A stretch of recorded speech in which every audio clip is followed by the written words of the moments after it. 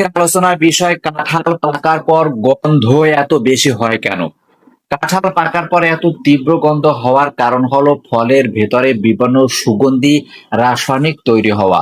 ফল পাকার সঙ্গে সঙ্গে এই রাসায়নিকগুলো বাতাসে দ্রুত ছড়িয়ে পড়ে। তাই দূর থেকেও কাঁঠালের গন্ধ পাওয়া যায়। কাঁঠাল একটি ক্লাইম্যাক্টেরিক ফ্রুট, অর্থাৎ এটি পাকার সময় প্রচুর ইথিলিন উৎপন্ন করে। এই হরমোন ফল পাকানোর প্রক্রিয়া শুরু করে।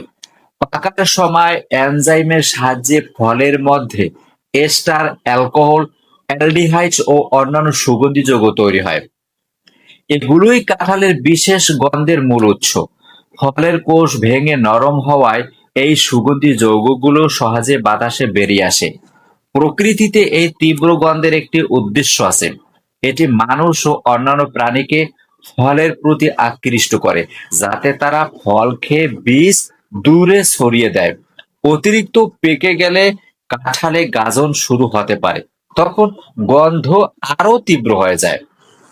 গবেষণায় দেখা গেছে পাকা কাঁঠালে 200টিরও বেশি উড়ে যাওয়া সুগন্ধি যৌগ থাকতে পারে। এদের সম্মিলিত প্রভাবেই কাঁঠালের তীব্র গন্ধ তৈরি হয়। গরম আবহাওয়ায় সুগন্ধি অণুগুলো দ্রুত বাতাসে ছড়িয়ে পড়ে। তাই গ্রীষ্মকালে বা রোদে রাখা পাকা কাঁঠালের গন্ধ আরো বেশি অনুভূত হয়। কাঁঠালের খোসা অক্ষত থাকলে গন্ধের অনেকটাই ভেতরে আটকে থাকে, কিন্তু কেটে বা ফাটিয়ে দিলে সুগন্ধি যৌগগুলো একসঙ্গে বাতাসে বেরিয়ে যায়, ফলে গন্ধ অনেক তীব্র লাগে। তীব্র গন্ধ প্রকৃতির একটি সংকেত। এটি প্রাণীদের জানিয়ে দেয় যে ফলটি খাওয়ার উপযুক্ত হয়েছে।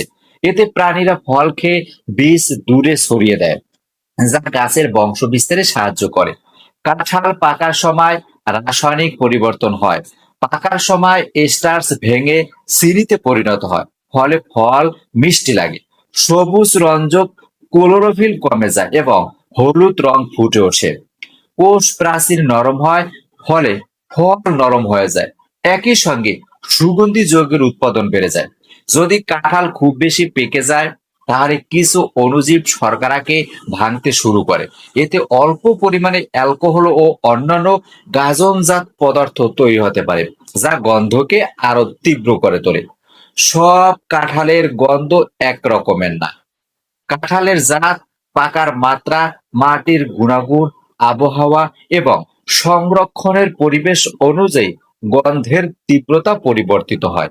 কিছু জাতের কাঁঠাল তুলনামূলকভাবে কম গন্ধযুক্ত, আবার কিছু জাতের কাঁঠাল তুলনামূলক বেশি গন্ধযুক্ত। কাঁঠালের গন্ধ এত শক্তিশালী যে একটি পাকা কাঁঠালের গন্ধ কয়েক মিটার দূর থেকেও টের পাওয়া যায়। এই গন্ধ তৈরি করা সুগন্ধি অণুগুলো এত হালকা যে বাতাসের সঙ্গে দ্রুত ছড়িয়ে পড়ে। এই ছিল কাঁঠাল পাকার পর গন্ধ এত বেশি হয় কেন এর মূল তথ্য। ভিডিওটি ভালো লাগলে লাইক দিবেন, কমেন্ট করবেন। সকলকে ধন্যবাদ জানিয়ে শেষ করছি। আল্লাহ হাফেজ। দেখা হবে পরবর্তী নতুন কোনো ভিডিওতে। ততক্ষণ পর্যন্ত সঙ্গেই থাকুন।